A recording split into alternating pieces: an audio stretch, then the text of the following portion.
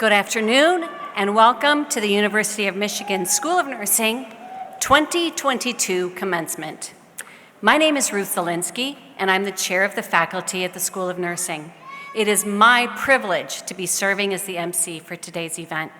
To begin our program, I would like to introduce the Dean of the University of Michigan School of Nursing, Dr. Patricia Hearn.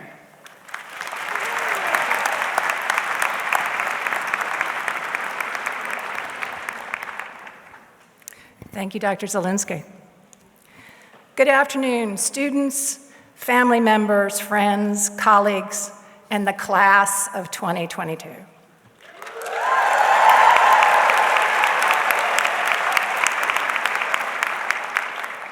Wolverines, this is truly your day, a day in which we're about to begin a ceremony that recognizes each of you for your hard work and accomplishments. All of you have earned a place where you stand today as a Michigan nurse. I have learned over my time as your dean that Michigan nurses are known and respected everywhere. With this commencement, you will become part of a great heritage. You are graduating from an 131-year-old nursing school within a great public university. You are part of a graduating class of 311, and you now join over 13,000 University of Michigan nurses who came before you, our alumni. As students, you joined your faculty and our clinical partners, Michigan Medicine, but over 70 other healthcare institutions around the state. We came together to change lives and save lives almost every day. Each challenge to your goals, each moment of uncertainty, each test tells a tale of your character, your intelligence, and your compassion. You have learned, and you are ready. For you have chosen the right career at exactly the right time. The pandemic has shown us both the strengths and the shortfalls of our American healthcare system. It is true that as a country, we are the #1 spender on healthcare in the world. Yet we continue to rank at the bottom in comparison to all the wealthy countries of the world in our health outcomes. It is nursing's job to lead a solution to this, to reinvent healthcare in our country and globally. And we are perfectly poised to do this. We are the 5th largest occupation in the country at 4.3 million registered nurses. In the National Gallup poll, the American people have for over 20 years voted nurses as the most trusted of all professionals in the country. We are well educated, and we are on the front lines of every aspect of healthcare. So this is the work of your time, of our time. For our graduating seniors, I salute each of you for having the vision to become a Michigan nurse. For our graduate students, I salute you also for expanding your horizons as a clinical leader, researcher, and discoverer. You will always be part of this school. You will dare to be great. You will seek to advance the public good. And you will always advance healthcare for everyone. We will want to hear of your accomplishments in the future. We will want you to return to us when you take your next degree.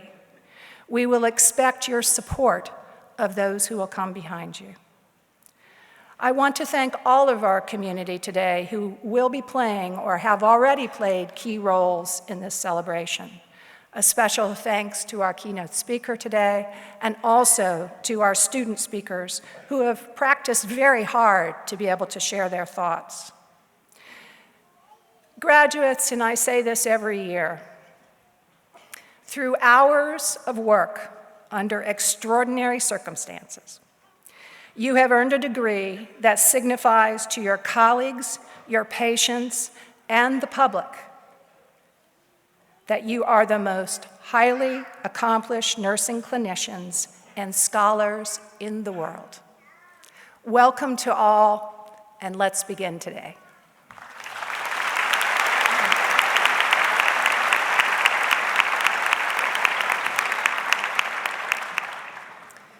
We begin with a very special presentation.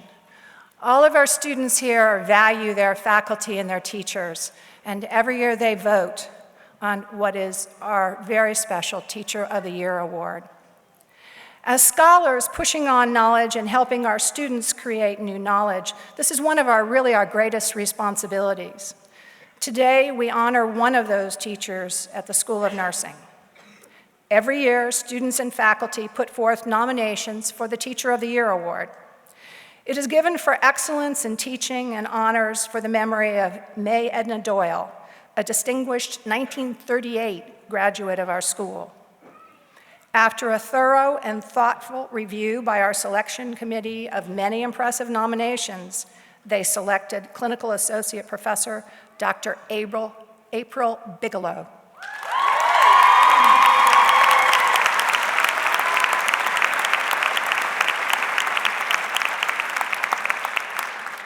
Dr. Bigelow strives to make learning equally accessible to all students.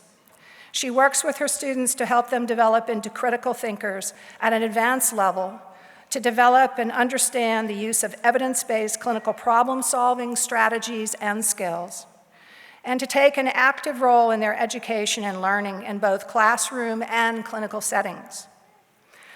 Always aiming to be an inspiration to her students and graduate nurses, Dr. Bigelow teaches in the primary care nurse practitioner graduate programs of Health Behavior and Biological Sciences Department.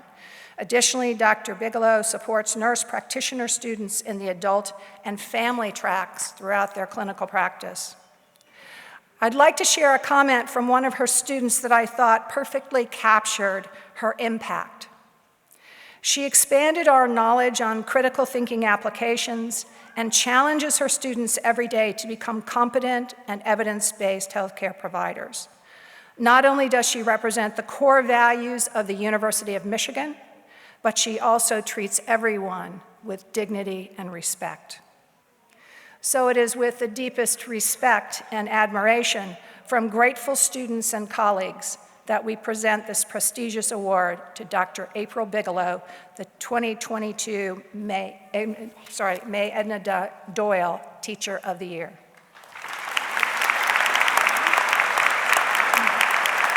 You ready? April, it's a pleasure. All yours, baby.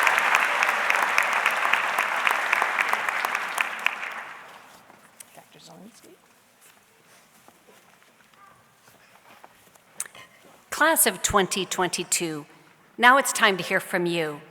You have spent years working toward the degree that will be conferred today. So much of that time was spent together with your fellow classmates. You not only learned together, you learned from each other. What you take away from these shared experiences differentiates the class of 2022 from the hundreds that have come before you. Now, please help me in welcoming our first of 3 student speakers who have been chosen to speak on your behalf today. PhD student Josephine Granner.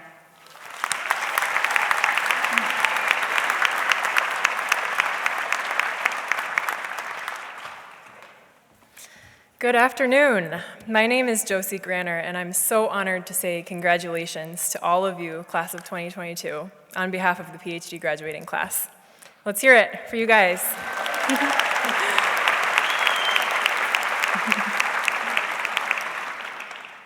There's something that I've noticed about students in the nursing profession, whether in their BSN, master's, clinical doctorate, or research doctorate. And that's that we tend to be perfectionists. Have you ever noticed that? Many of us expect ourselves to be perfect. We hate making mistakes. We beat ourselves up when we don't meet the high standards that we set for ourselves. And if you're saying to yourself, that doesn't apply to me, I only wish I was good enough to be a perfectionist, well, that might mean that you actually are one too. But perfectionists or not, we've finally made it to this long-awaited day. Today, our teachers and mentors look us in the eye and say, "Fabulous job, you did it. You've done everything you need to do to earn this degree. You are well prepared to take the next steps in your career." And we actually will hear it today. All of us graduating today put in an incredible amount of hard work over the past few years, and we've learned so much. But even though we've gained all of those important knowledge and skills, I think we learned something else that's just as important, and that is how to actually learn. To be a good nurse at any level or role, we don't need to know it all right now. We can tell our perfectionist selves that we don't have to be perfect. We just have to keep learning. Because as much as we already know, the world is always going to keep changing. It's our job as nurses to stay curious, to ask for help, and to be brave enough to admit when we don't know the answer. We are ready and we dare to promote and protect the health of all of our patients, families, and communities. Not because we already know it all, but because we know enough now to discern what's important to keep learning. So as we receive our diplomas today, we're not only celebrating our graduation, we're celebrating becoming lifelong learners, because that's what it means to be a nurse. We're celebrating the beginning of a new phase of our careers, where we are ready to take on a new role in caring for the communities that we're a part of. And this is an accomplishment we should all be so incredibly proud of. And we haven't done any of this alone. If there's one thing that we know as nurses, it's the power of community and context. We owe so much gratitude to our teachers and mentors, and to our families, friends, partners, pets, houseplants, and everyone who's supported us over the past few years. So congratulations to those graduating, and congratulations to all of those who have taught and supported us through it all. Thank you.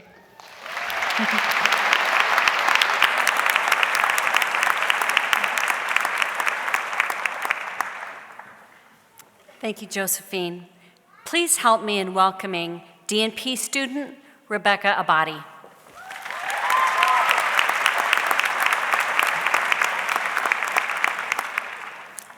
I want to first thank everyone for being here, not only the students, but the parents, the friends, the faculty, and everyone who supported us along the way. It is such a privilege to speak to you today as we end our Doctor of Nursing practice chapter at one of the most prestigious universities in the world. I want to congratulate everyone for not only achieving their terminal degree in this field, but for making it here. And whether your making it was fueled by Red Bull, coffee, all-nighters, or tears into your literature Boolean search, we made it. We made it here, in this seat, with our fluffy hats, and now have the wonderful privilege in soon becoming a pioneer in improving patient outcomes through the translation of evidence into practice.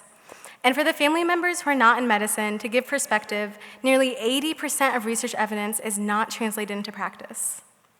80%. This is evidence that can not only improve patient outcomes across the board, but prevent further morbidity and mortality as well.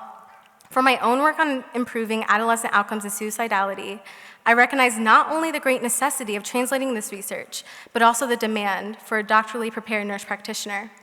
Everyone here can meet this demand in its entirety as we begin to step on our desired paths. And as we lead with passion, we must always remember to give back to the patients who put their trust, health, and lives into our hands. And I know we all share this experience, which will lead us into becoming a better provider. Now, I'd like to touch on shared experiences as a collective. Without a doubt, these past few years had many obstacles. Who knew we would not only be in a pandemic, but working in one as well? Who knew that nurses would be at the front lines like never before? Who knew that we would share this experience as a class, as a whole, as a human? And while unfortunately we didn't know, these shared experiences made us stronger. But while we have that shared umbrella, we need to remember diverse experiences exist as well. The person to your right may have held the hand of a dying patient with COVID. The person in front of you may have had parents who immigrated to this country and is now a first-generation graduate. The person behind you may have juggled not only being a full-time student, but a mom, a wife, a friend, and a nurse. These experiences, while diverse and many, gives us strength. And at the base of it all, these past few years have helped us remember to always give compassion, to promote equality and diversity in healthcare, and know that everyone has life challenges that may not be visible at first glance. And because of that, we now have the tools to become powerful leaders who will pave the way in advancing healthcare. So to conclude, I want to touch on what I know is true. Fact, we have the privilege of not only providing care, but using our unique nursing lens and experiences to translate evidence into practice. Fact, we are the drivers, the innovators, the change, and a hero of our own lives.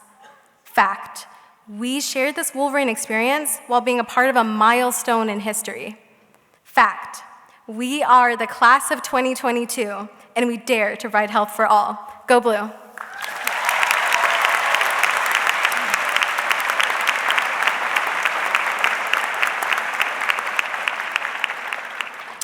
Thank you, Rebecca. Now for our final student speaker, BSN student Emily Gertner.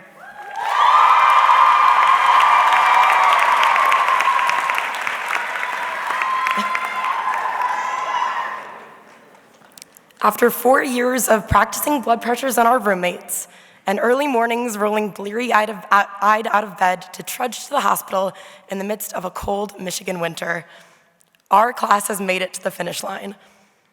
Of course, we would be remiss not to mention the team that it took to get us here. Our parents and our family members for being our biggest supporters, our professors and our clinical instructors for encouraging us to keep asking questions, our friends and our roommates, who we have practiced assessments on so many times that they could probably do a head to toe in their sleep by now, and our patients and their families, the most central members of our teams, who continually reminded us of why we wanted to become nurses in the first place. For some of us, we've known our entire lives that we've had this passion for nursing. For others, it was a realization that made sense given our interests in school. For me, I grew up wanting to be a detective. When I was younger, my favorite TV show was Scooby-Doo. It's thrilling to find another clue, piece together seemingly unrelated bits of information to finally come to a resolution. The Scooby-Doo gang would take on the toughest mysteries and would fight the scariest monsters with the power of Scooby snacks and good old-fashioned detective work.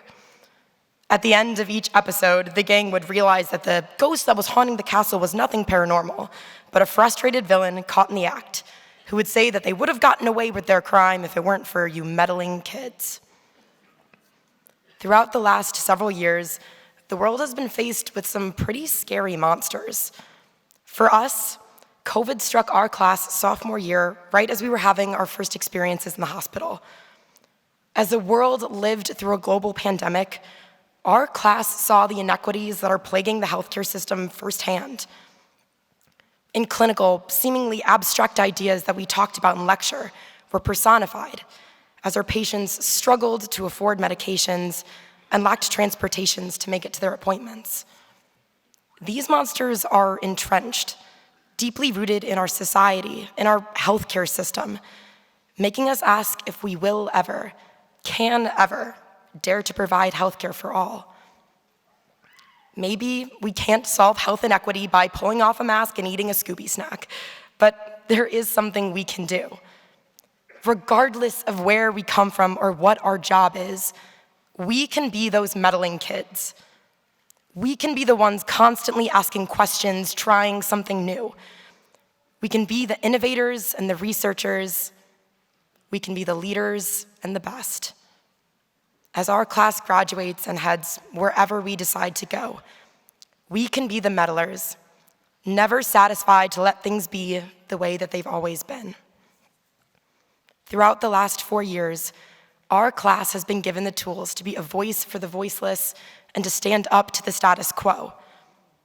Daring to provide healthcare for all is a lofty goal, but I believe it's something we can achieve together, thanks to us now meddling nurses. Congratulations again to the class of 2022 and to all those who have helped us to get to this point. I can't wait to see all the changes in healthcare that this class can make. Go Blue.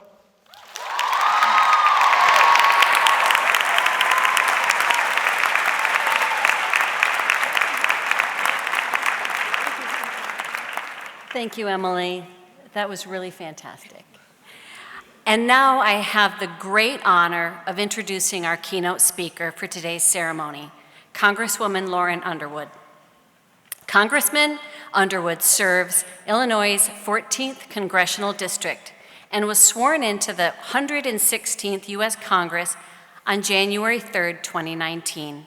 Congresswoman Underwood is the first woman, the first person of color, and the first millennial to represent her community in Congress.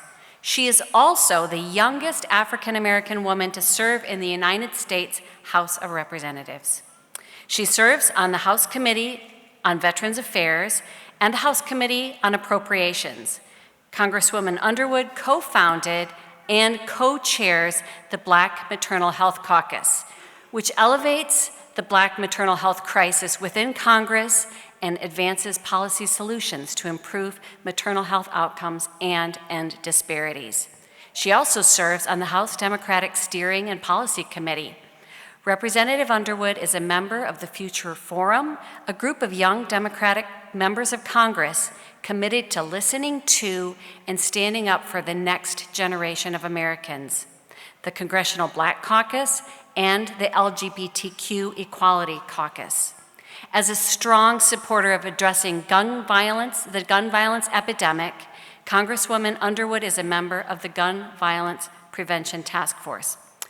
Prior to her election to Congress, Congressman Underwood worked with a Medicaid plan in Chicago to ensure that it provided high-quality, cost-efficient care. She served as senior advisor at the U.S. Department of Health and Human Services, helping communities across the country prevent, prepare for, and respond to disasters, bioterror threats, and public health emergencies.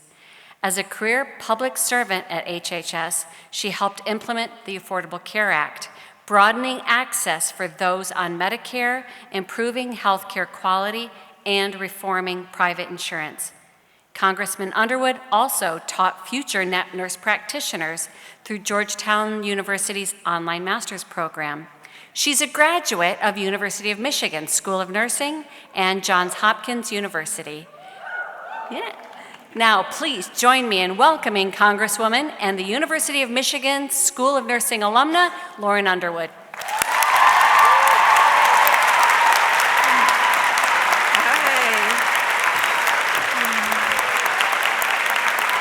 Thank you. Thank you so much. Hello, Michigan School of Nursing. I am feeling so joyful to be with you today. It is very special to be back in Ann Arbor. Thank you, Dr. Zielinski, for your kind introduction. And I want to acknowledge Dean Hearn and the faculty, some of whom taught me when I was working towards my BSN, and the staff here today. I want to specifically recognize two women who supported me and so many others with their wisdom and guidance, Dr. Jade Burns and Dr. Patricia Coleman Burns.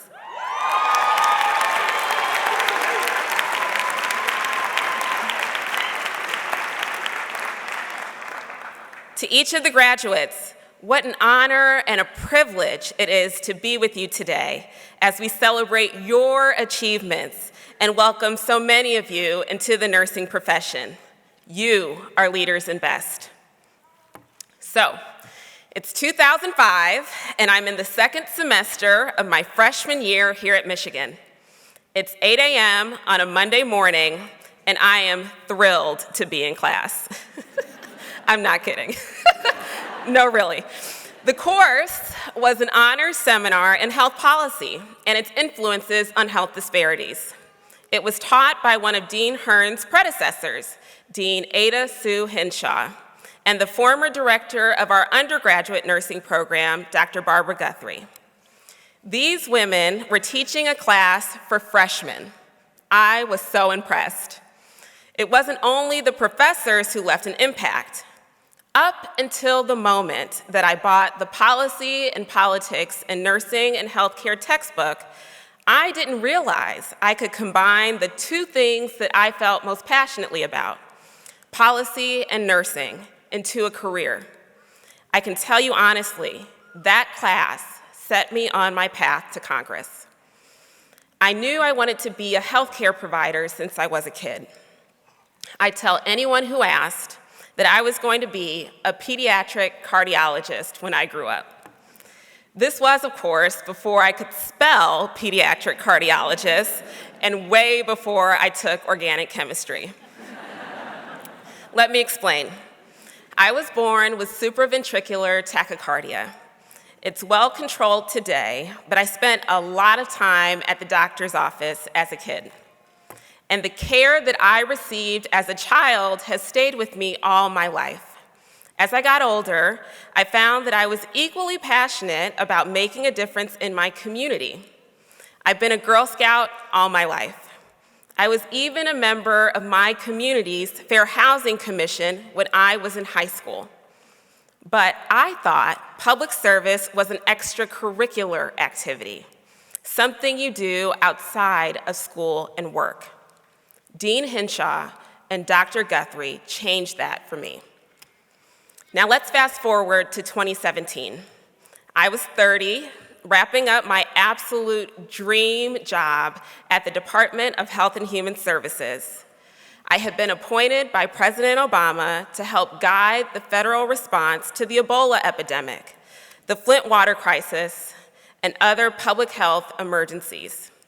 I stayed until the very last day of the administration. I didn't particularly know what was next for me, but I knew that I couldn't in good conscience stay at HHS. The incoming administration had made it very clear that their intention was to overturn the Affordable Care Act and take health care away from millions of Americans. That's not why I became a nurse. So I moved back home to Naperville, Illinois. And friends, I was minding my own business and living my very best millennial life when my representative in Congress made a promise. While the debate over the future of the Affordable Care Act was raging in Congress, he pledged that he would not repeal health care coverage for people with pre-existing conditions. I took him at his word.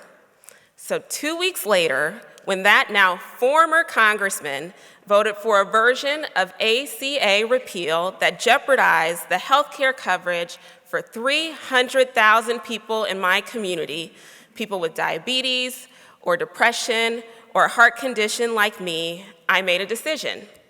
I was running for Congress. One of the first things that we learn in nursing school is our code of ethics. We are duty-bound to advocate for our patients' rights. We are guided by compassion, clinical excellence, and a commitment to healthcare as a human right. So when my community's healthcare was threatened, I felt a responsibility as a nurse to step up. That's not to say I wasn't scared. I was terrified. But our professors didn't only teach us clinical excellence, they taught us to be the next generation of nurse leaders.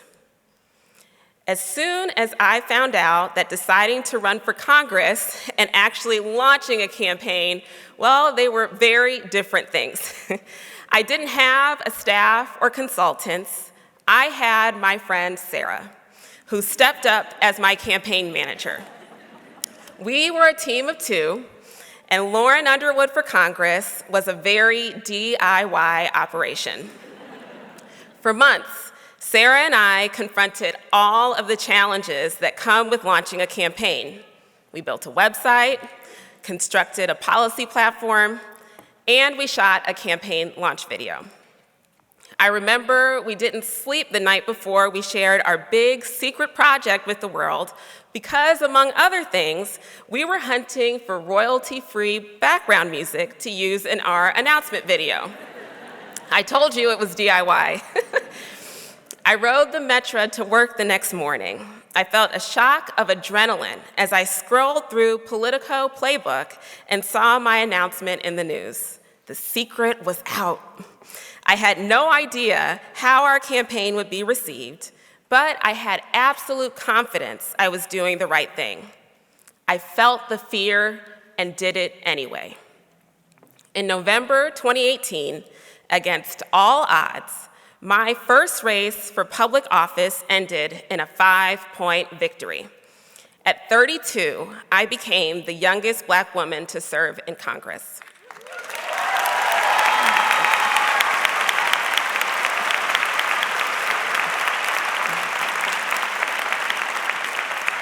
Listen, I know that my story is unique, but remember this, you have been prepared for leadership too. I'm not saying you have to run for Congress. Nurses can be leaders in a clinic, a university, a C-suite, a public health board. The opportunities are endless. What matters is that you share your expertise, because listen, our communities need our leadership. Our voices and our expertise are critical, especially right now. It's a different thing to step into leadership, to have your credentials examined and your background scrutinized. I'm not going to tell you otherwise. It feels hard because it is hard. But just like I was, you have been prepared to be a leader. And you already have everything you need to make an impact. Early on at Michigan, I developed an interest in maternal health, infant mortality, and health disparities.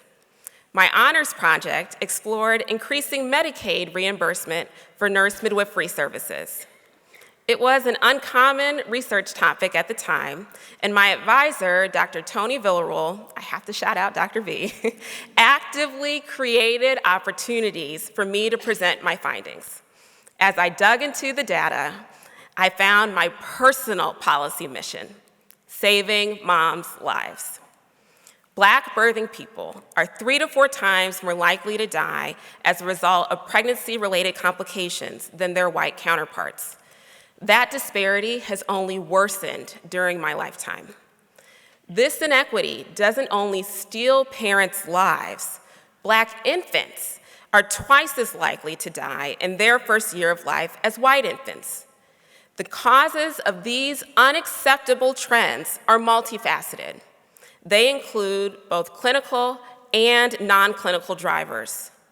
We see implicit bias and racism in the care that people receive throughout the perinatal period. We see shortages of nurses, midwives, physicians, and doulas. And we see the role of social determinants of health, like housing, transportation, nutrition, and environmental factors that are leading to adverse maternal health outcomes and disparities. It's an ugly manifestation of institutional racism. These are the very same health disparities that ravaged Black and brown communities at the height of the pandemic. The United States has the highest rate of maternal mortality of any high-income nation. It's shameful. So when I was sworn in as a member of Congress, I knew it was my responsibility as a nurse to do something about it. I partnered with a fellow Black Congresswoman, Dr. Alma Adams of North Carolina, and we gave ourselves a name, the Black Maternal Health Caucus. And I'll be real, I thought Dr. Adams and I would remain a caucus of 2. My friends, the Black Maternal Health Caucus now includes more than 100 members of Congress, Democrats and Republicans.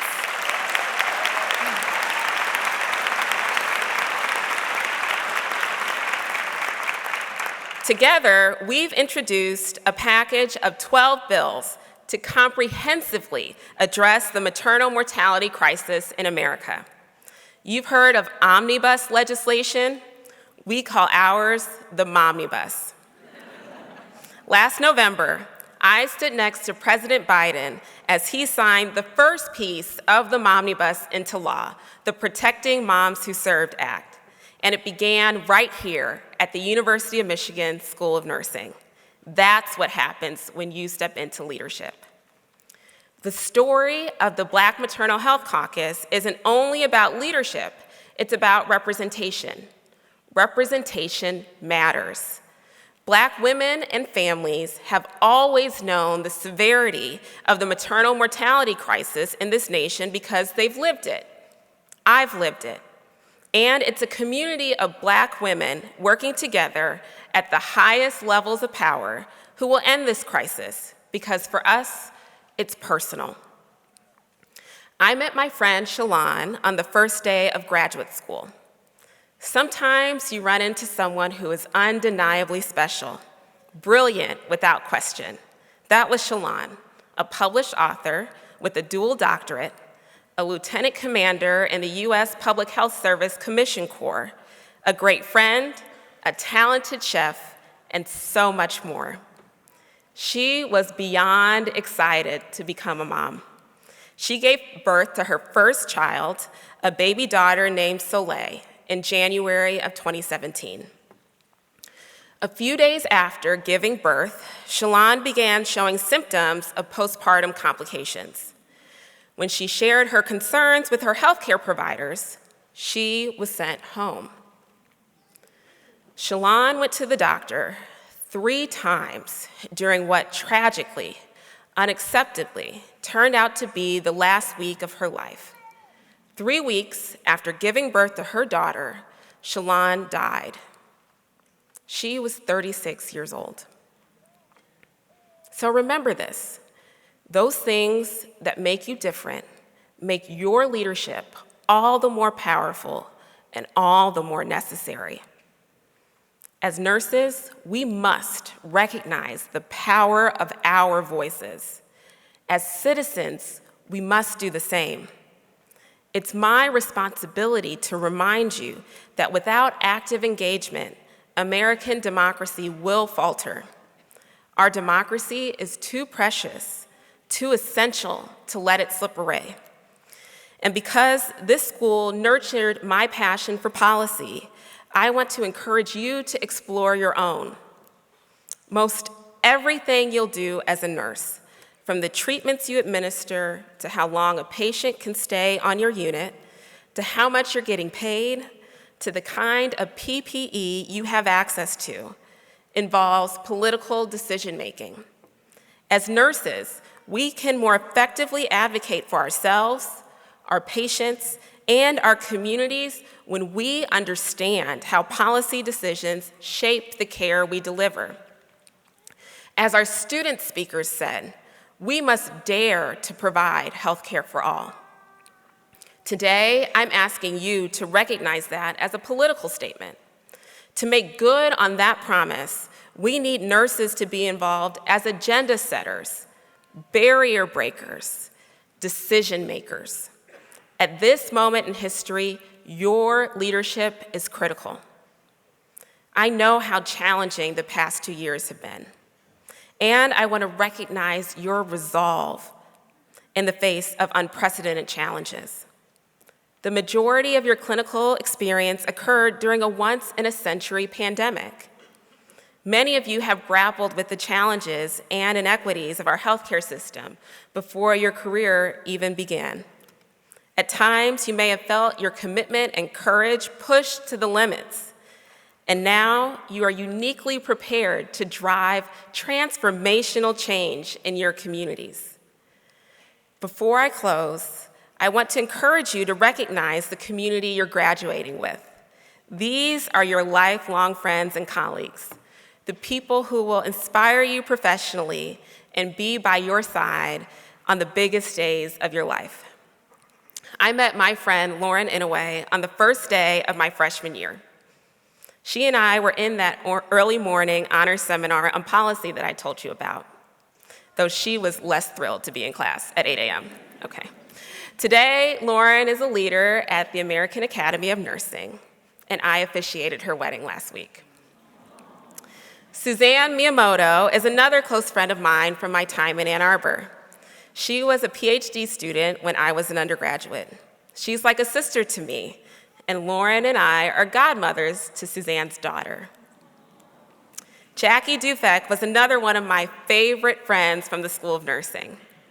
She and I bonded over our shared love for the Oprah Winfrey Show, and even made a trip back to Chicago to sit in the audience for a special episode. Jackie's in the audience today. Those are some of my people. Please look around. These are yours. I decided to mount my unlikely campaign for Congress because I felt people of conscience needed to stand up for our shared values. I believe that's even more true today, and that this moment specifically requires nurse leadership. Stepping into leadership has a ripple effect. You show others what's possible. You inspire them to tap into their own strength. That's the power that you hold and the responsibility you carry. Remember, we are leaders and best. Thank you so much, and congratulations.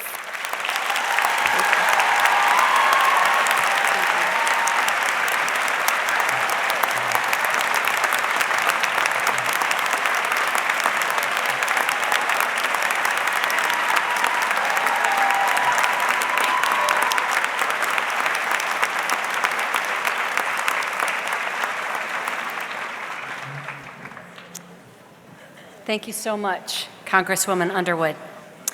Now, we will present our students earning their doctoral degrees. It's always a major milestone when any degree is awarded.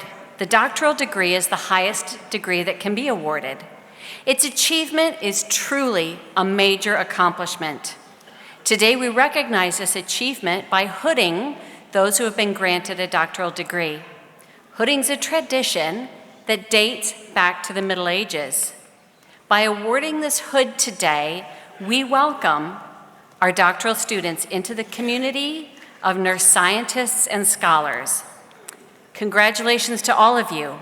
We will now begin hooding the PhD candidates. Each student's PhD committee chair who mentored them throughout their PhD education will be hooding today's graduates, along with Dr. Sarah Stoddard, who is the director of the PhD program. Assistant Dean of Research and Scholarship at the U of M School of Nursing, Dr. Robert Plaut-Snyder, will announce each student's name, dissertation title, and committee chairperson.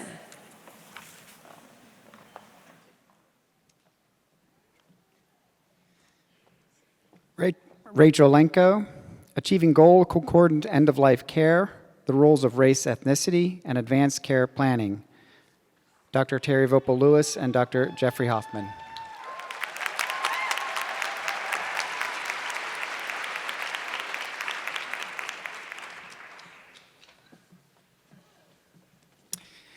Carrie Pollack, The Impact of Child and Adult Stressors on Multiple Sclerosis Biopsychosocial Disease Features. Dr. Sarah Stoddard.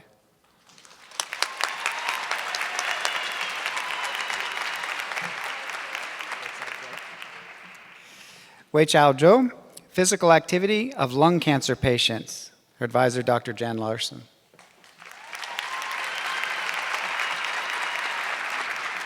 Is that it? There's four. Where's the fourth one? Oh. Where is she? Oh, here she is. Josephine Granner, Early Fatherhood After a History of Childhood Maltreatment Trauma, Relationships, Experiences, and Intervention Needs. Dr. Julia Sang.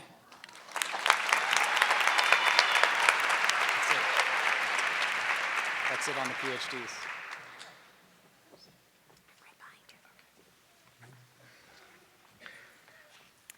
We will now begin hooding the Doctor of Nursing Practice graduate candidates. Each student's committee chair who mentored them throughout their education will be hooding today's graduates, along with Dr. Beth Duffy, who is the interim director of the Doctor of Nursing Practice program. Lead of Interprofessional Education and Practice, Dr. Michelle Pardee, will announce each graduate's name, scholarly project title, and committee chairperson.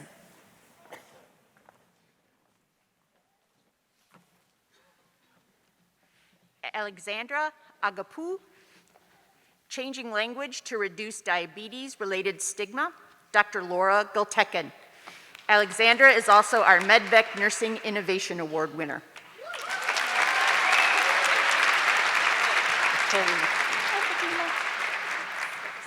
Fatima Barada, an educational intervention for healthcare providers, evidence-based approaches for providing Alzheimer's disease caregiver support to Arab American families. Dr. Nadia Charnia, and Dr. Laura Struble.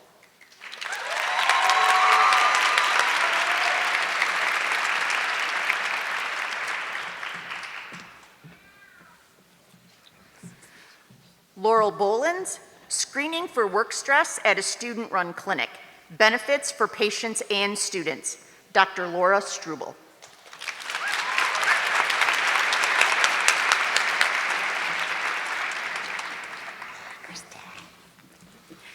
Kristen Bergen, implementing an online educational tool to improve nurses' knowledge, attitudes, skills, and engagement in quality improvement. Dr. Clayton Schumann.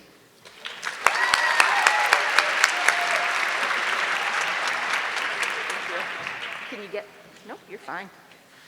Holly Carlson, a policy recommendation for the implementation of a validated fall risk assessment tool for inpatient pediatric patients. Dr. Beth Duffy.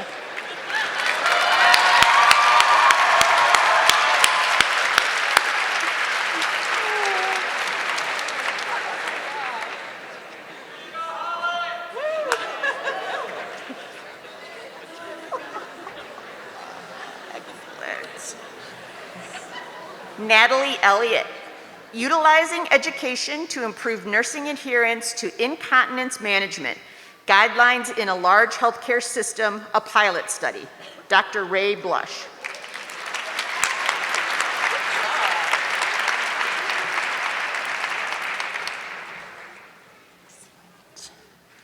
Patrick Michael Finnegan, implementing motivational interviewing among pediatric primary care providers caring for obese patients. Dr. Elizabeth Duffy.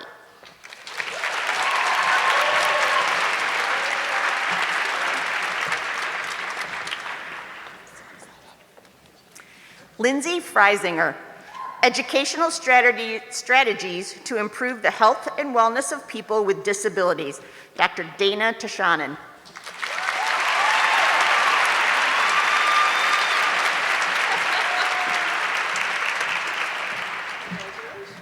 Mallory Goldman, improving symptom burden management in oncological surgical patients through screening and palliative care referrals. Dr. Laura Struble.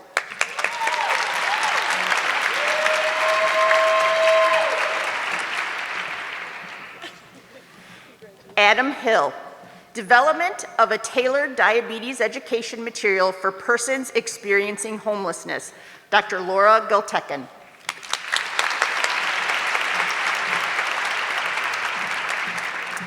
Sarah Rose Hipp, assessing the clinical utility of dietary adherence screenings and educational interventions to reduce blood pressure readings in hypertensive patients. Dr. Raymond Blush.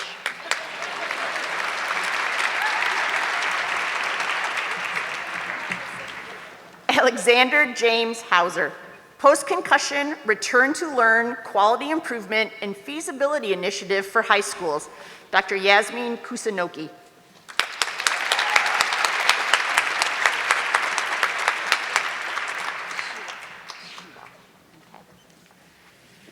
Shiwa Wang, implementing cardiac surgical unit advanced life support protocol in Michigan Medicine Cardiovascular Center Intensive Care Unit through simulation-based training, a quality improvement project.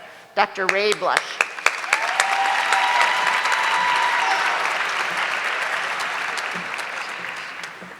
Amy Young-Eun Lee, promoting nurses' well-being at work, implementation of mindfulness activities to decrease burnout among nurses. Dr. Yasmin Kusanoki.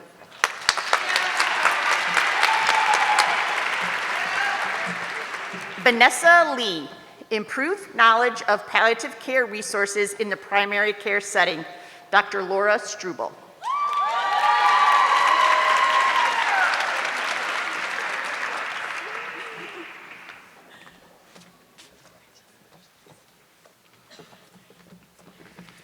Kayla Lamarbe, continuing education intervention, trauma-informed pain management in labor and delivery.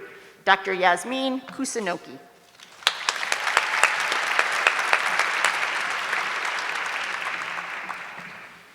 Bailey McCready, facilitating early mobility in the pediatric intensive care unit, Dr. Beth Duffy.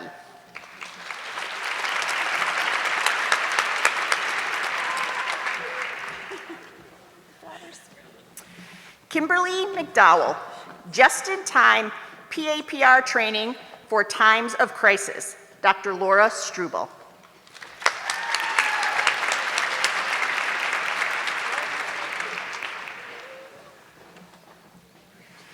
Gabrielle Oring McIntyre, Type 2 Diabetes Self-Management Education in a Southeast Michigan Community, Dr. Laura Gultekin.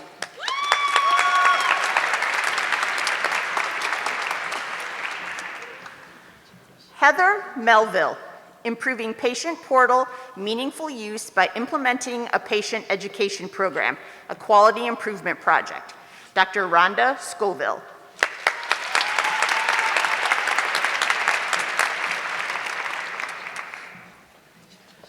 Nicole Sharkey Miller, the development and implementation of a safe patient handling and mobility program, Dr. Barbara Medvec.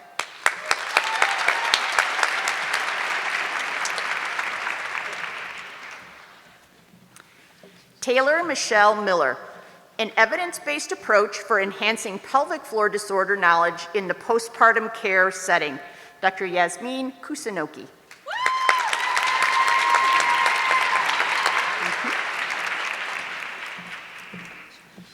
Kelly Ann Murphy, care team standardization among ambulatory care practices, non-opioid pain management, Dr. Laura Struble.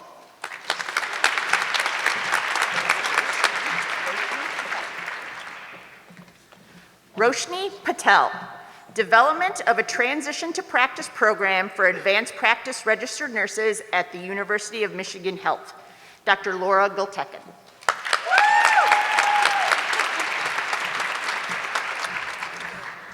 Samantha Carol Papa, utilization of group coloring to address burnout for bedside nurse practitioners, Dr. Ray Blush.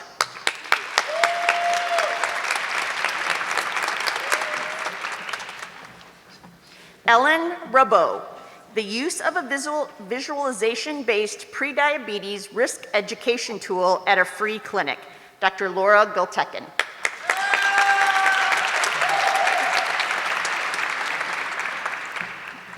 Julie Caroline Ramus, a pilot implementation of a chair-based exercise program for community-dwelling elderly residents in a Southeast Michigan community, Dr. Laura Gultekin.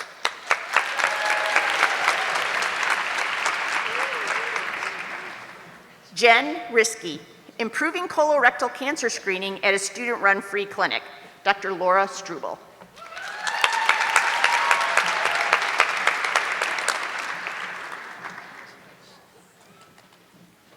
Tracy Lynn Romaine, utilizing educational vignettes in the emergency department to reduce stigma of people with substance abuse disorders in healthcare providers, Dr. Ray Blush.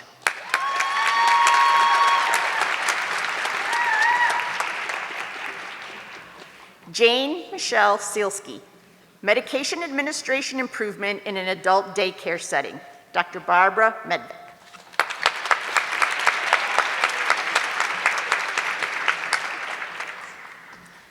Ethan Thomas Slaybaugh, implementation of an adolescent human trafficking screening tool and referral protocol in a school-based health clinic, Dr. Yasmin Kusanoki.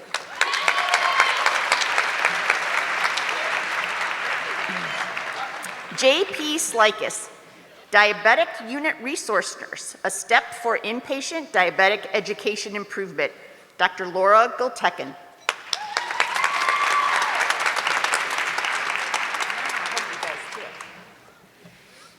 Adrienne Danielle Solis Sherman, an educational intervention, evidence-based approaches for improving professional quality of life through trauma-informed self-care in the labor and delivery unit, Dr. Beth Kuzma.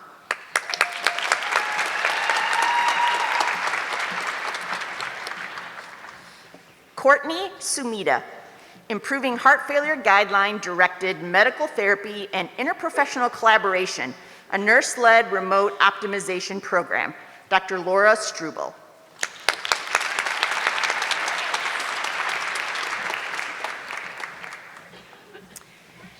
Karen Shahowski, improving patient satisfaction through nurse leader rounding, Dr. Ray Blush.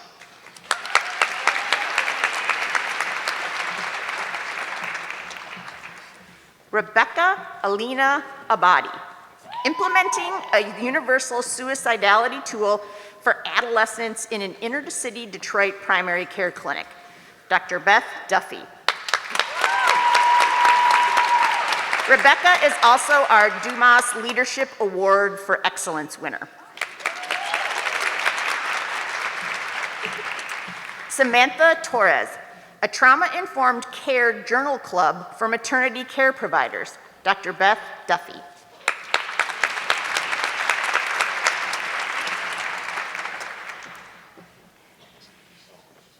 Kian Troutner, effectiveness of motivational interviewing and increasing use of hearing protection devices among agricultural producers, Dr. Laura Struble.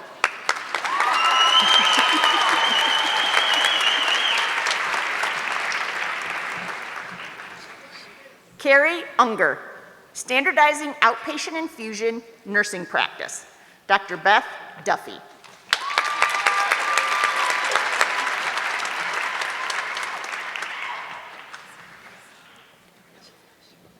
Jessica Lynn Van Winkle, transition to practice experiences of newly licensed registered nurses in a pediatric setting, Dr. Beth Duffy.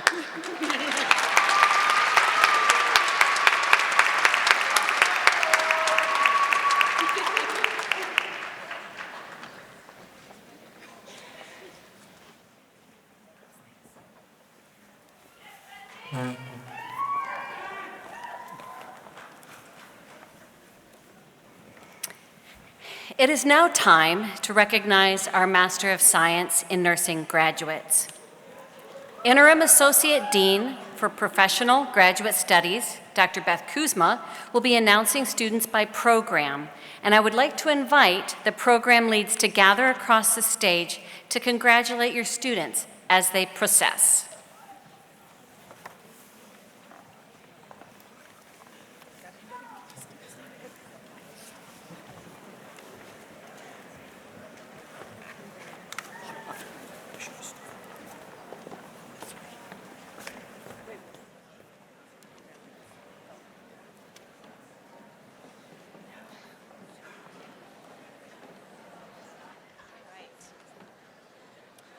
Our first group of MSN graduates are acute care pediatric nurse practitioner graduates.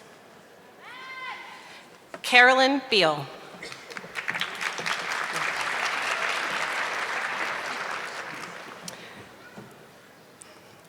Rachel Thornton.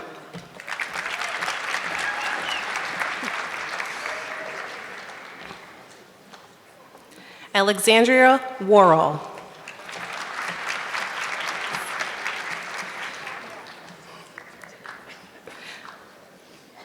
Matthew Gritt.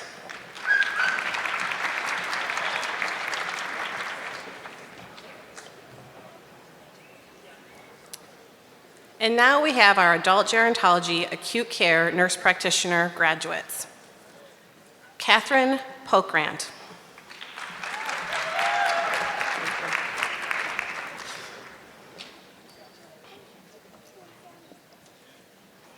Anna Catherine Kingsinger.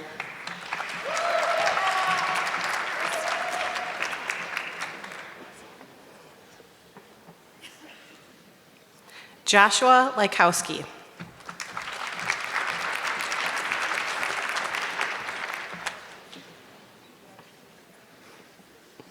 Jennifer Song.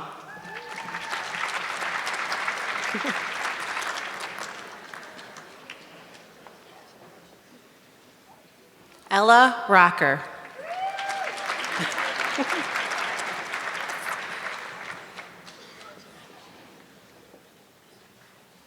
Priyanka Bhatt.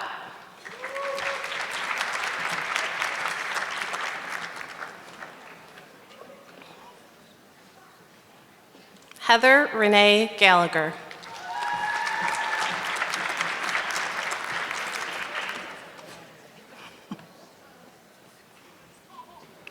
John Aaron Boyd.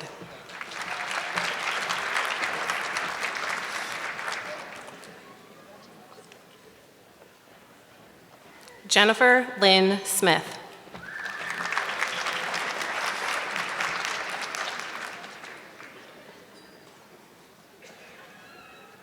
Megan Elizabeth Judd.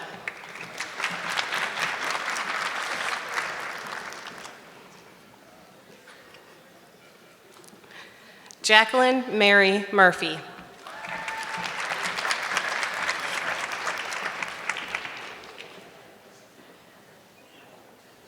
Moj Maher Ketaz.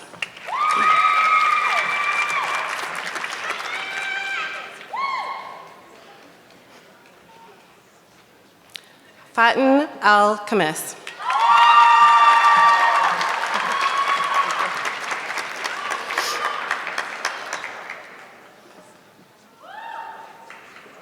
Sumaya Zamami.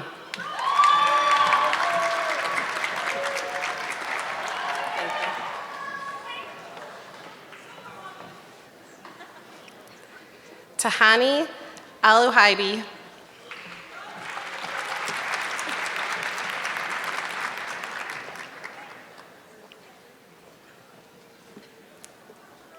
And now our adult gerontology primary care nurse practitioner graduates.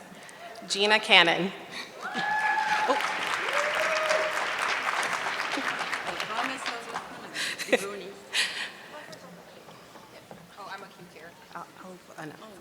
Maria Elena DeBruni.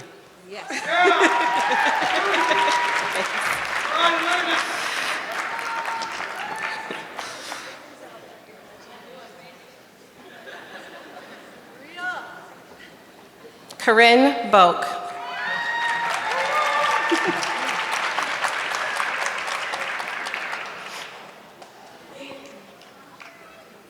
We have one additional adult gerontology acute care nurse practitioner graduate, Heidi Monica Kashat.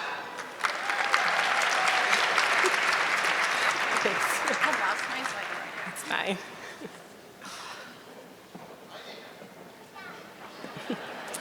And now we're returning to the adult gerontology primary care nurse practitioner graduates, Jennifer Fry.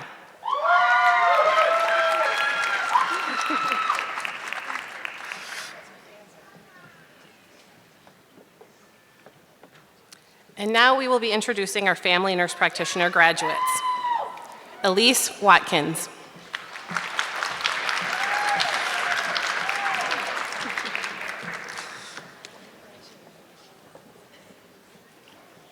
Anna Wheeler. I got it.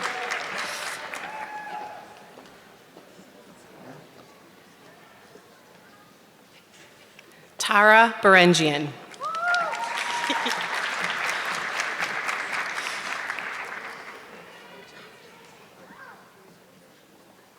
Katie DeGrace.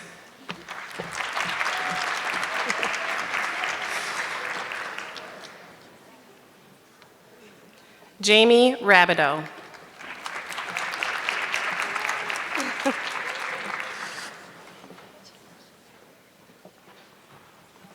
Hyojin Yang.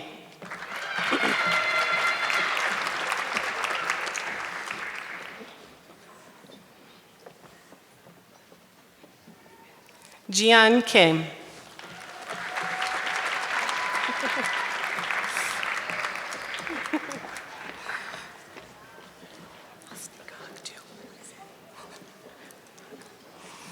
Sarah Barno.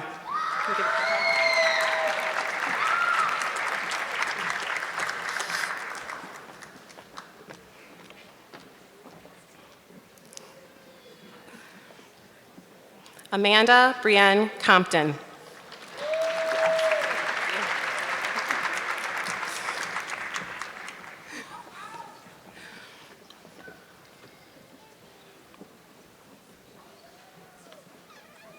Rajani Rupesh Kakade.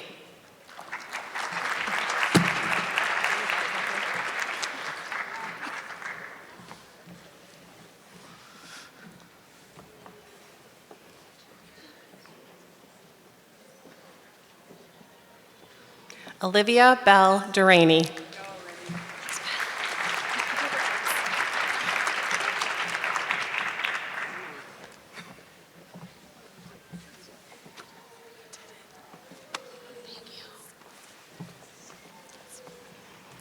Lynette Christine Parker.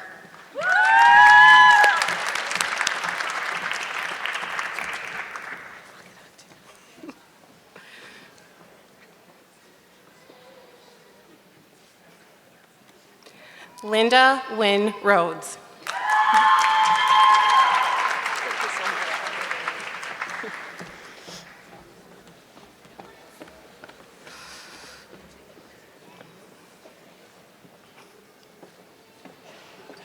Sabina Mustick.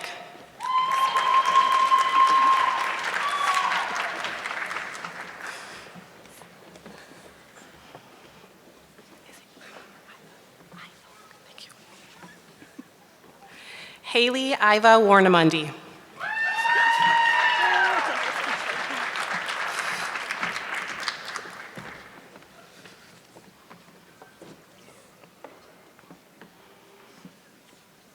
Caroline Sydney Baker.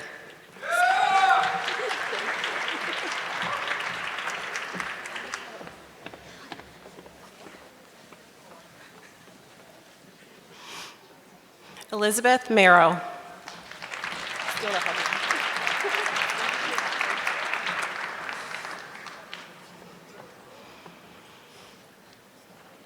Lauren Rogers.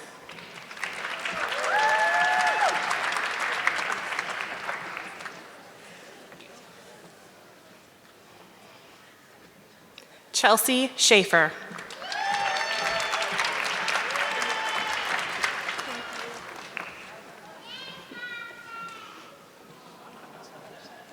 Rachel Elizabeth Fuller.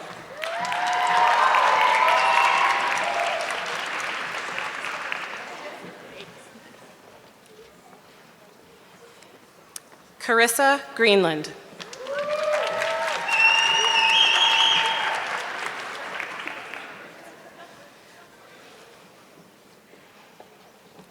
Rachel Whitney Nestor.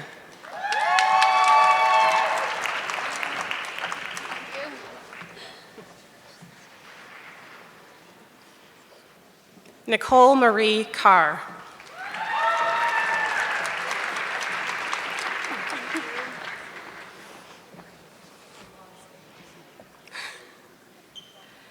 Michelle Reyes.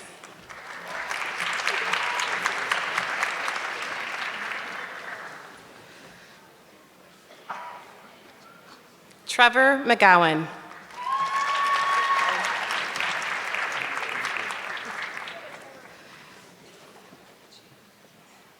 Hussein Rashid.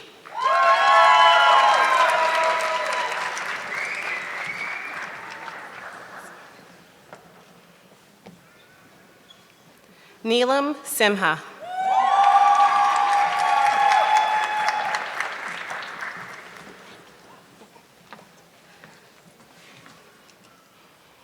Noor Berry.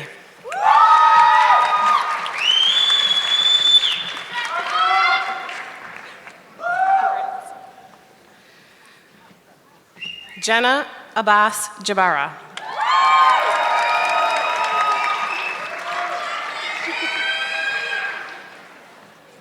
Seelin Hong.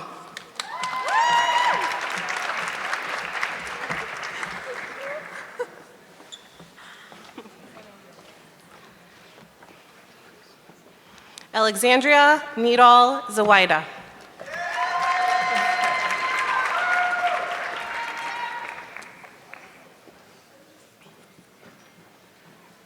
And now our Leadership, Analytics, and Innovation graduates. Adam Stricker.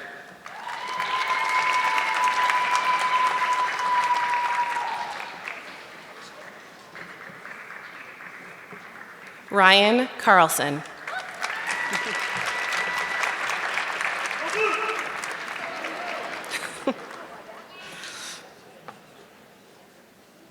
Stephanie Marie Bowerbank.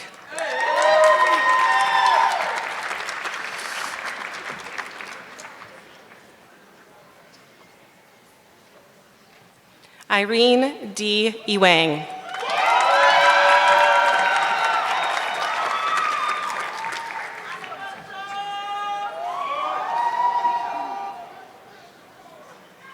David Jenkins, Jr.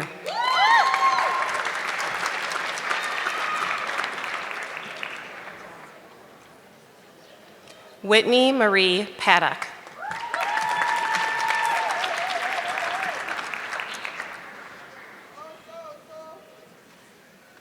Erin Michelle Dennis.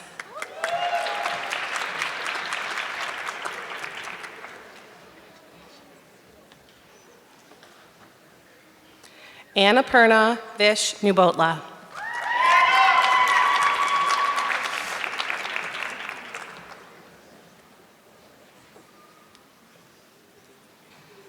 And now we have our nurse midwife graduates. Alexandra Saunders.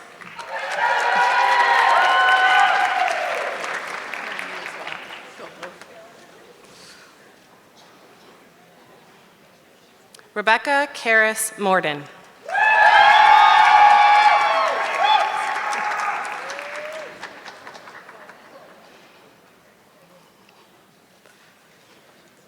Alexis Lauren Kurdziel.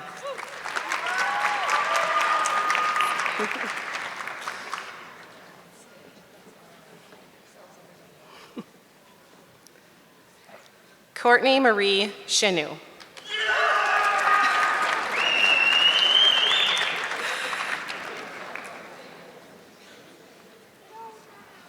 Ashley Marie Cornell.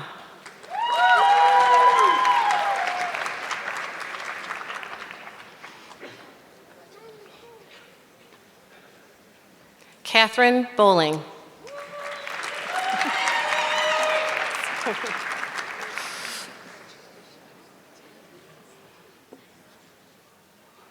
Emma Zielinski.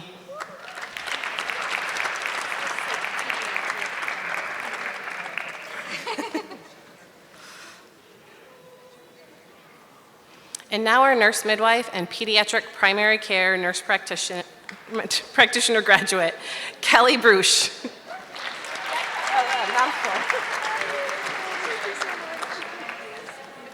Huge accomplishment.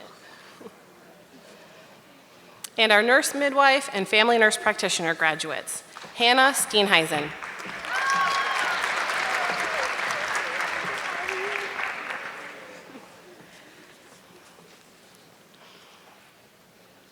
Sarah West.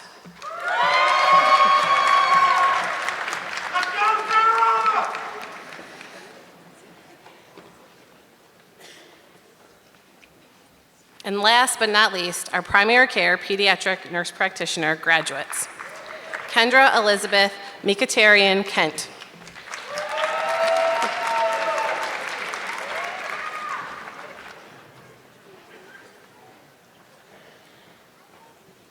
Paris Gumanek.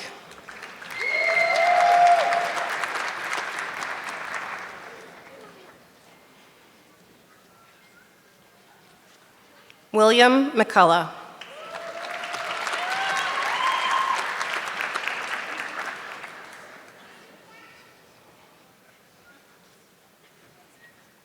Barbie Jane Putman.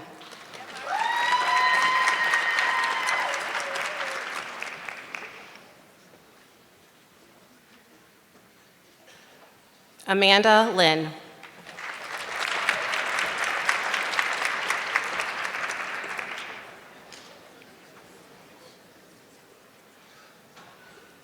Anne Elizabeth Zabrowski.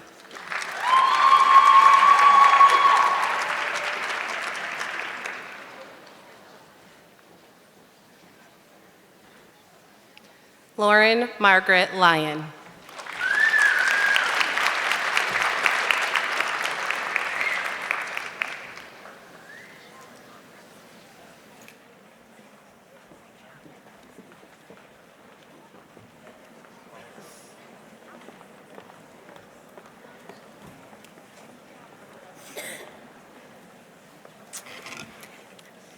University of Michigan School of Nursing, Bachelor's of Nursing Science Class of 2022 please come forward to be recognized and receive your nursing pin.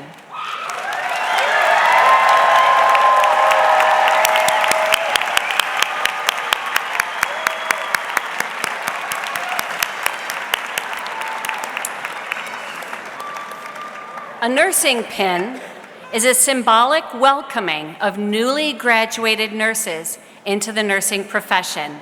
Associate Dean for Undergraduate Studies, Dr. Dana Channon, will be announcing our graduate names and will receive their pin from Director of Undergraduate Studies, Dr. Penny Riley. Taylor Janine Grimm.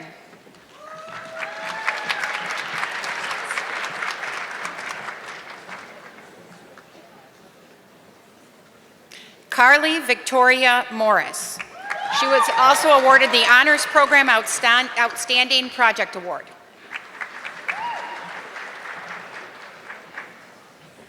Veronica Sobel.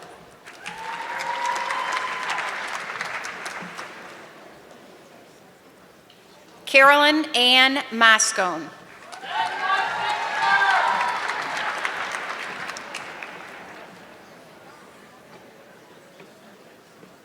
Zoe Rose Gerlinger.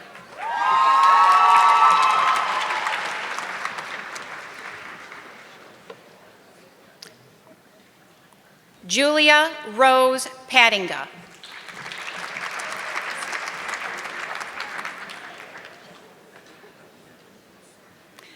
Emma Grace LaForest.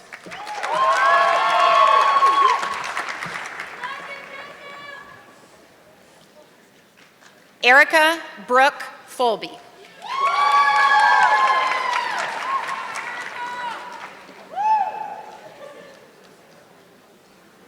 Riley Josephine Zick.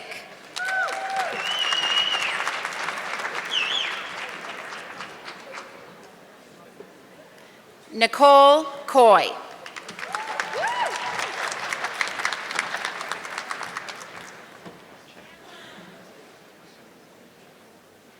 Ava Lee Paget, Global Health minor.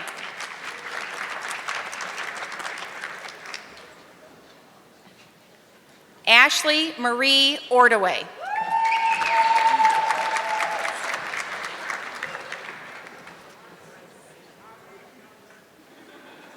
Adam Joseph Dobry.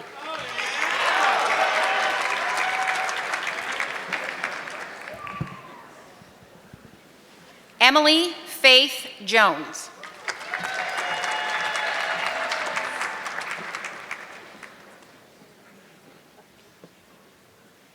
Zoe Retell.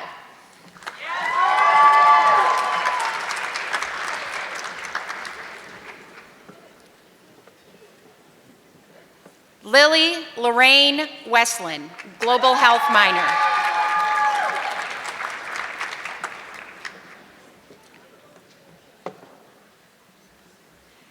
Caitlin Elizabeth Pelton.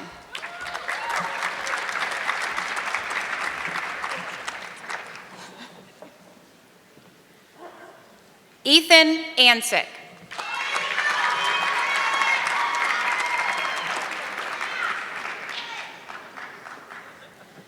Esther Song.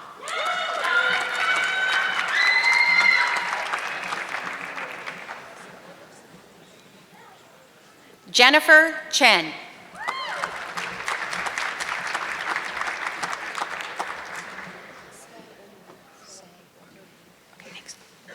Say Un Lee.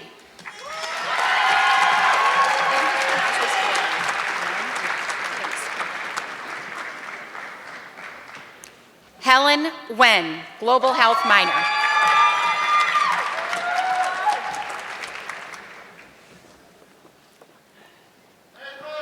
Victoria Pai.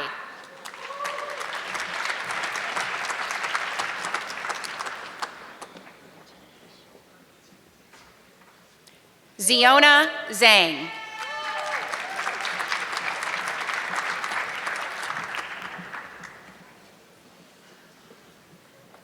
Megan Lenahan.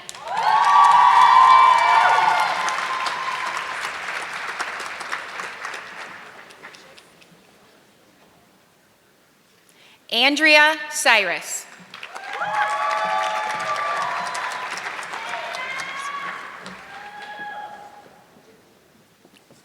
Coco Priscilla Liu.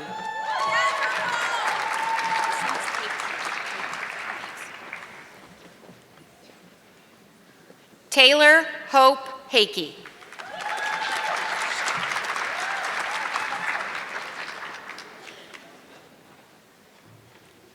Maggie Shakani Lloyd.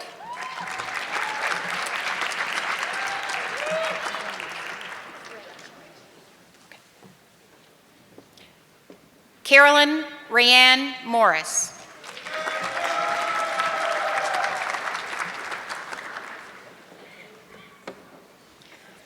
Ashley Ray Murphy.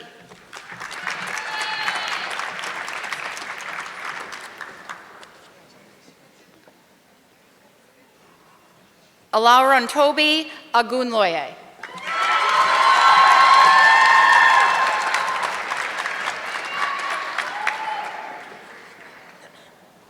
Krista Weathers.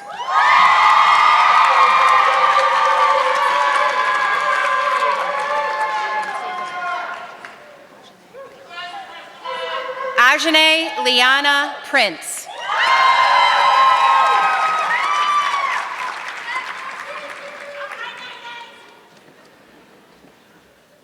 Ashlyn Noel Brunk Warchel, Global Health minor.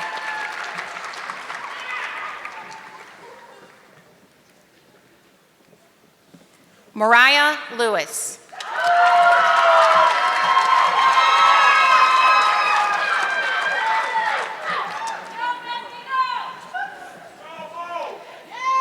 Malin Kendavia King.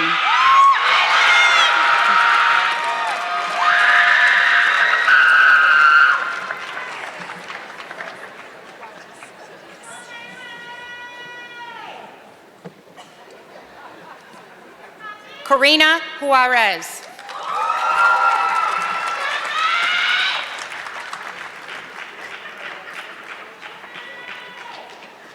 Erin Madison English.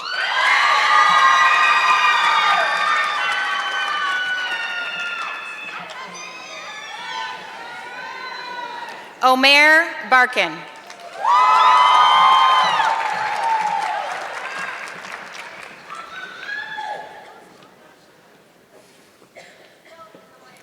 Molly Ann McMasters.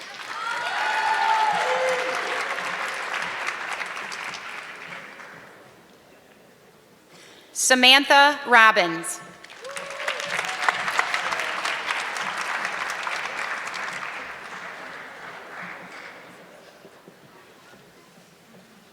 Carly Louise Gatto.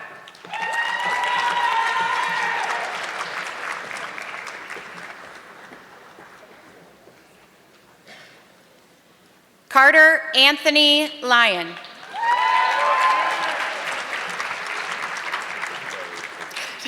Thank you. James Patrick Ward.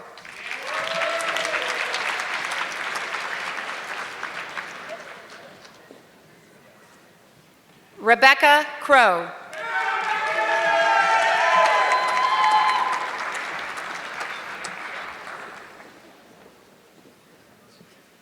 Michelle Rudashevsky, Global Health minor.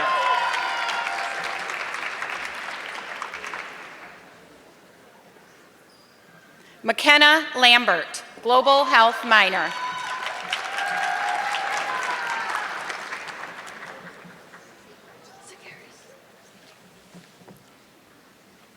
Jillian Sakaris.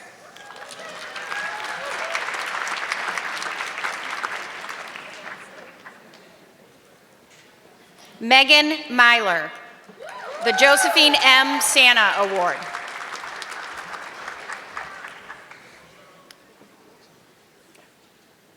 Madison Nina Bordui.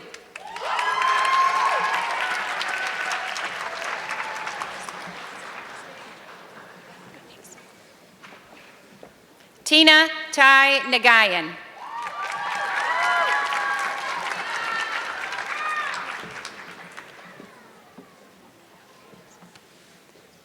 Emma Lonita Nagy Ferguson, Global Health minor.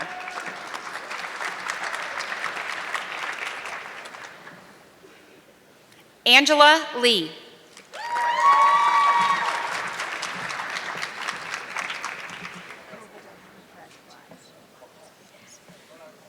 Covadonga Perez Pelaez.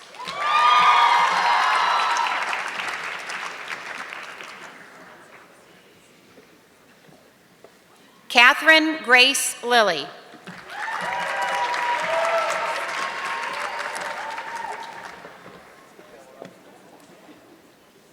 Alexis Catherine Smith.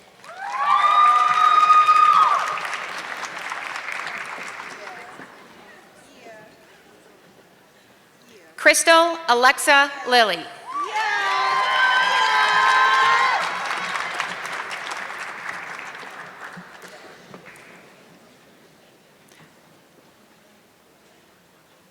Courtney Ariana Carty.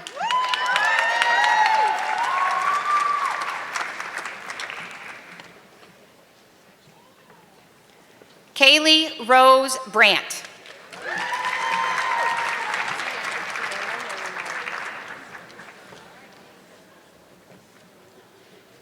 Deanna Marie Myrie.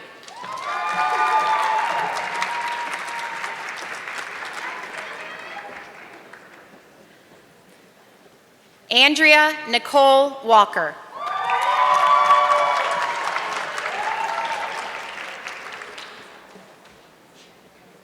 Emily Gartner.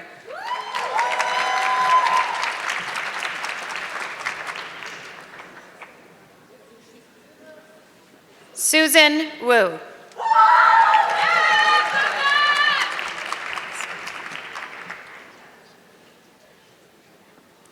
Madison Diana Horton, Global Health minor.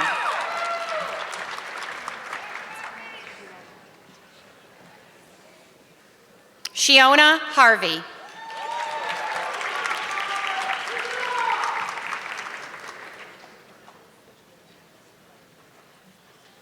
Alan Chin.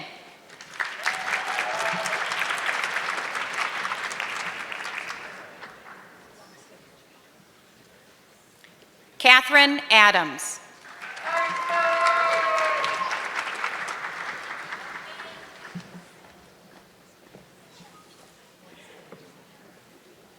Emily Jane Cantos.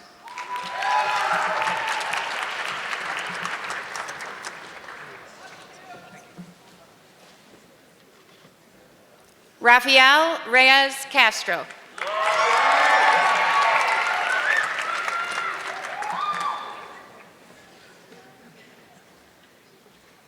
Kadar Johnson.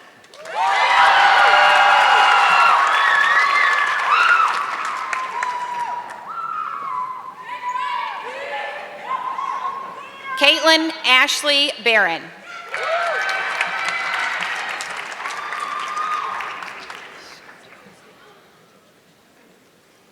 Lauren Hope Ascoti.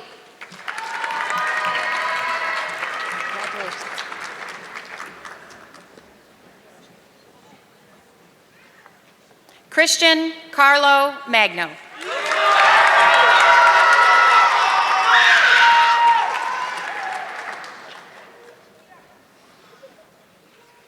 Min Ji Kim.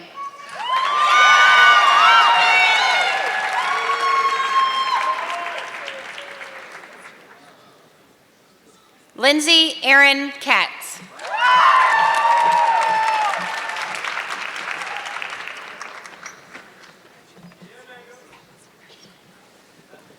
Alexis Paige Pappas.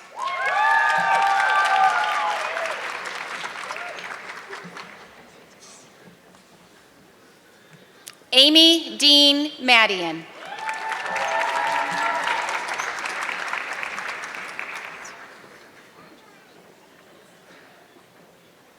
Nathan Robards, Global Health minor.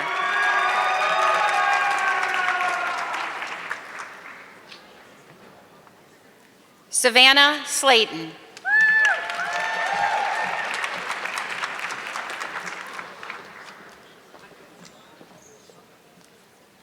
Julia Christine Jarris.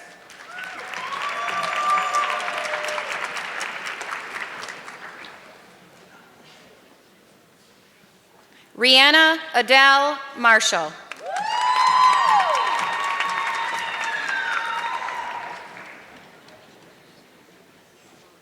Hunter Delano Moore.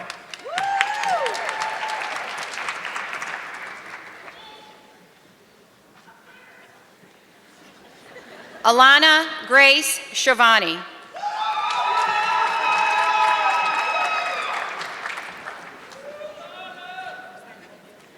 Carly Sattler.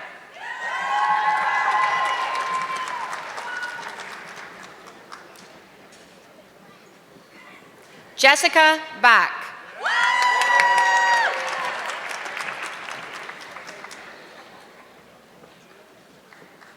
Adriana Noel Balser.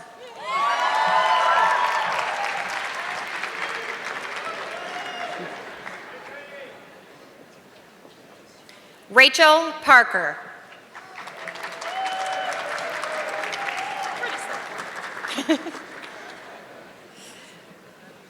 Robin Rose Jackson.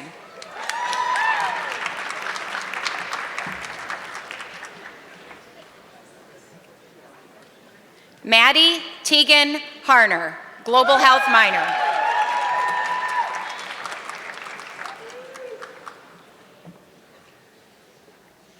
Claudine Amy Cheminsky.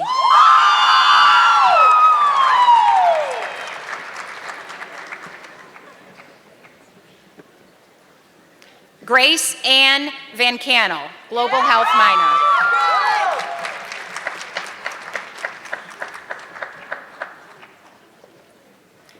Catherine Grace Wall.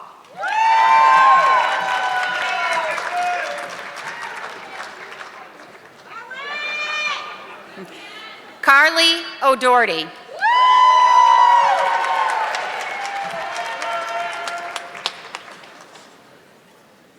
Anne Elaine O'Neill.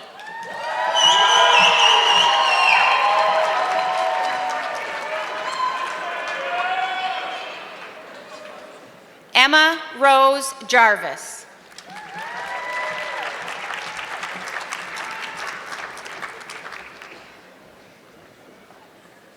Maeve Miranda Bronson.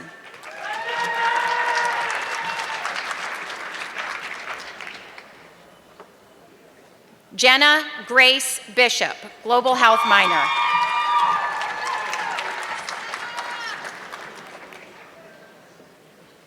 Teresa Marie Nichols.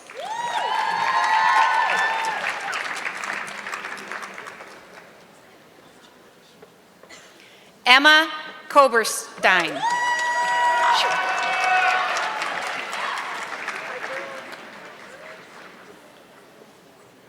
Katie Gillette.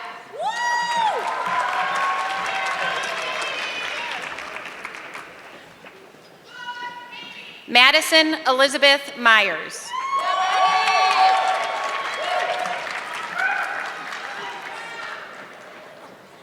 Kaylee Erin Johnson.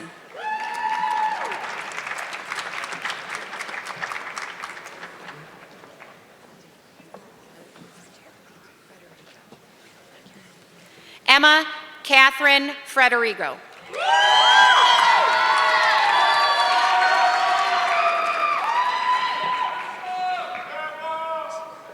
Abigail Lee Garza.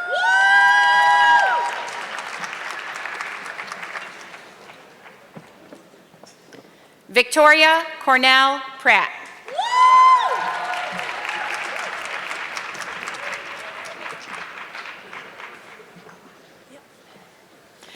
Christy Alexandra Nikolajic.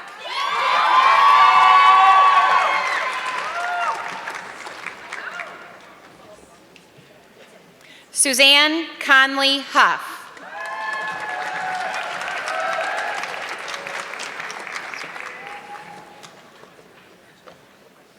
Teresa Pericles George.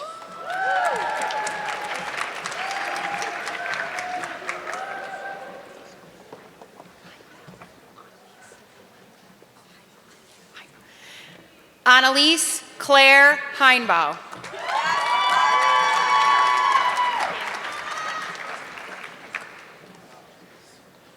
Riley Helen Grimes.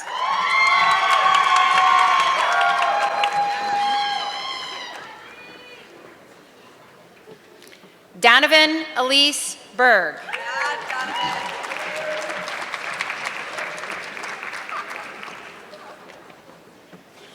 Maureen Frances Kozlowski.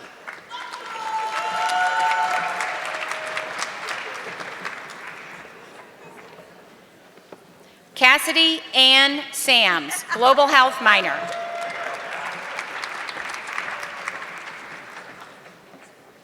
Emily Fry.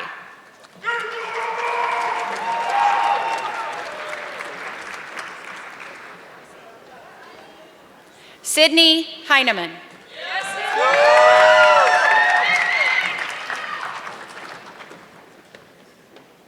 Serena Lynn Carter.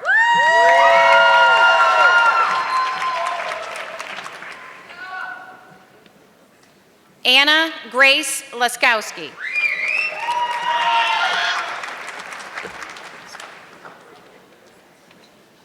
Dawson Corner.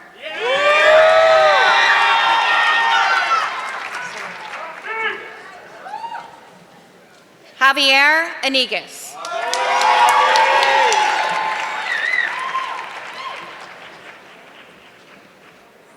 Jacob John Yost.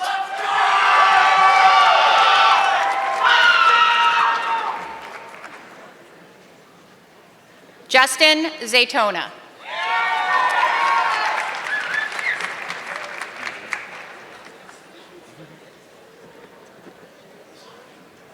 Emmanuel Easy.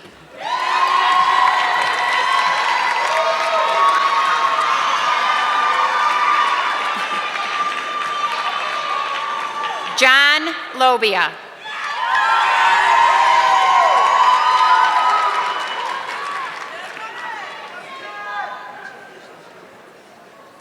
Jason Cornelia.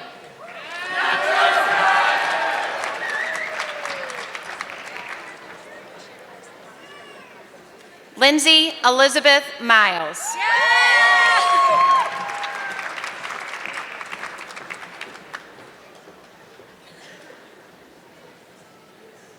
Samantha Kate Toomey.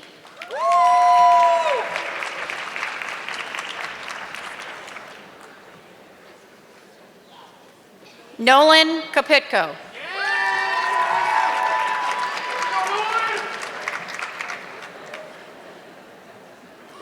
Claire Isabel Gruenberg, Global Health minor.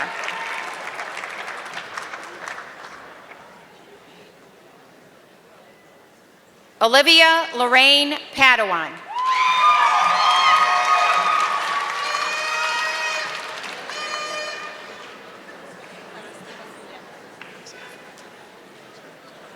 Paraskiva Fulia.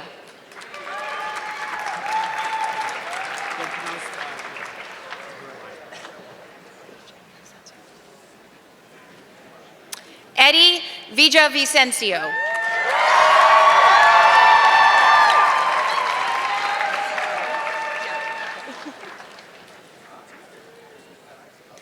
Tamara Villavicencio.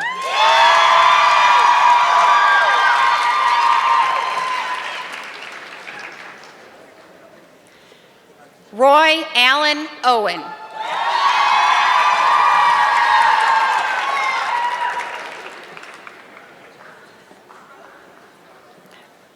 Lauren Naomi Swed.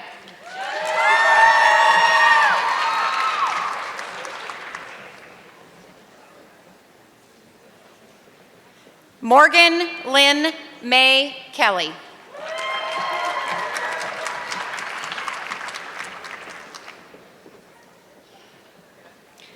Madeline McAdams.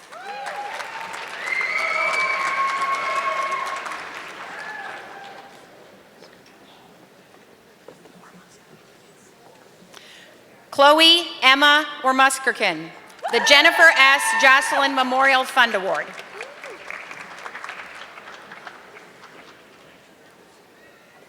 Hannah Michelle Hoffman, the Ellen H.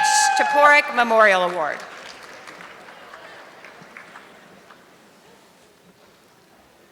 Olivia Rose Patch.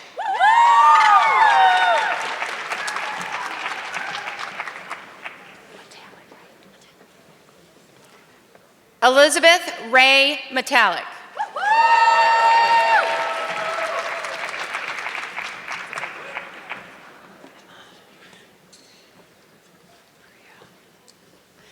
Emma Gurupriya Hauptmann.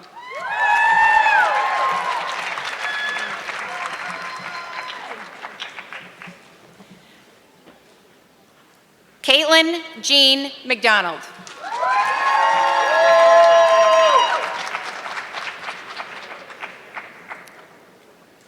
Anna Christine Sayward.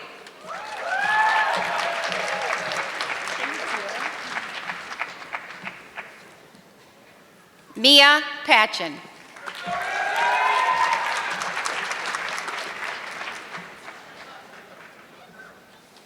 Allison Lee.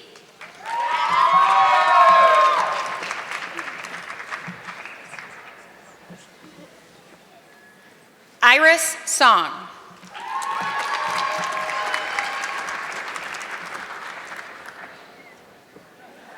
Celia Maureen Ross.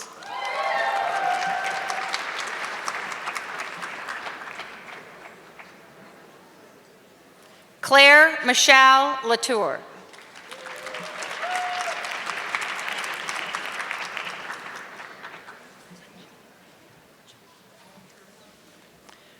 Stephanie Jolie Fredrickson.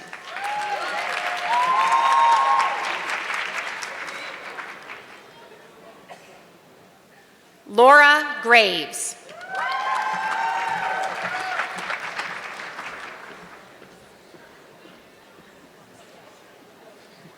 Lauren Jane Cunez.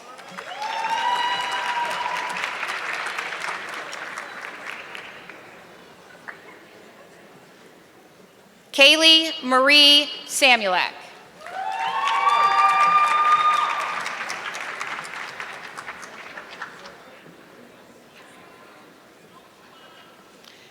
Nabiha Chowdhury.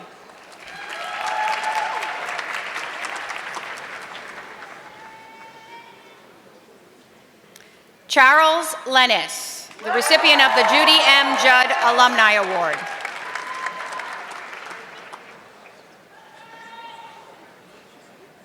Brenna Larkey.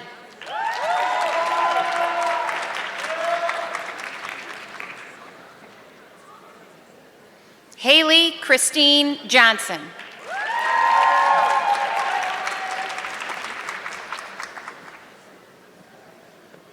Sarah June Smith.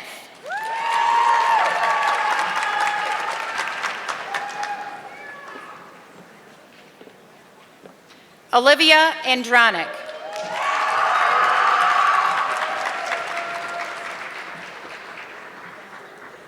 Kaylee Jo Schmidt.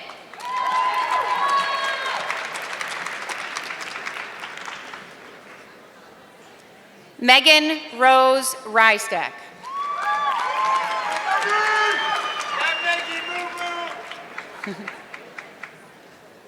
Stephanie Elizabeth Turner.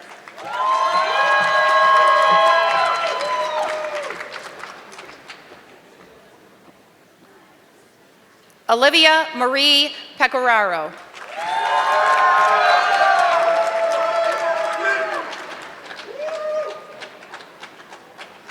Audrey Weingartz.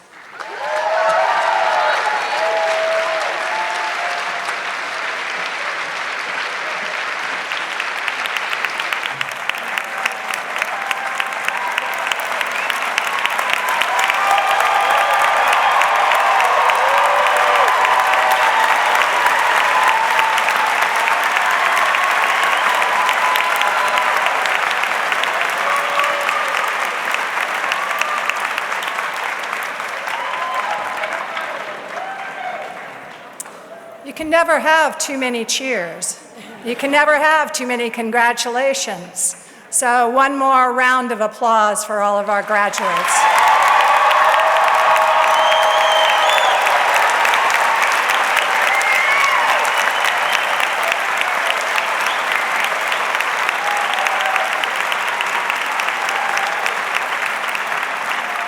Will all of our students from all programs please rise?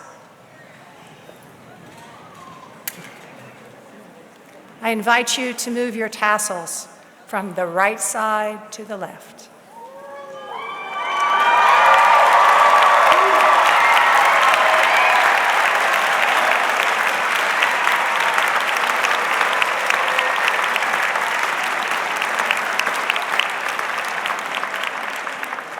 On behalf of the faculty of the University of Michigan School of Nursing and the Board of Regents of the University of Michigan, I congratulate each of you on your graduation.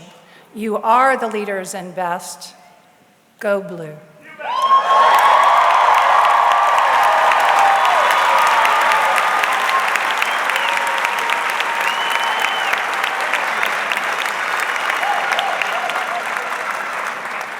I'd like all our students and now graduates and soon-to-be alumni, please to take your seats.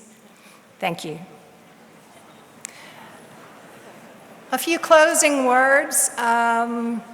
I would like to make sure that all of you are aware and that we welcome you to join us at the Michigan League right next door for our reception. In the main ballroom, we have set up a photo area with UM School of Nursing step and repeat backdrop. For those of you that would like to take advantage of that, there is a professional photographer ready to photograph our students. So please feel free to take advantage of that special opportunity if you are able to. Students can also be repinned there in front of the photographers. An additional photo backdrop is also available for all students to take pictures with their friends and family here today. And I would pause to lead one more round of applause for all of us to our friends and family that got us here.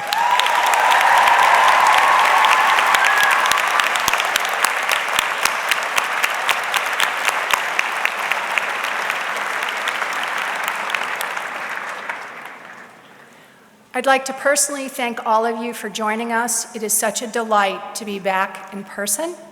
And it is such a delight to have all of you here to celebrate this really terrific accomplishment. I'd like to ask that all of you stay seated when we leave to allow all the students to process out of the auditorium. And in closing for our ceremony today, I would like to have our leaders come forward and ask you to join us in singing The Victors, which I believe is probably the most famous and maybe the best fight song anywhere, anytime.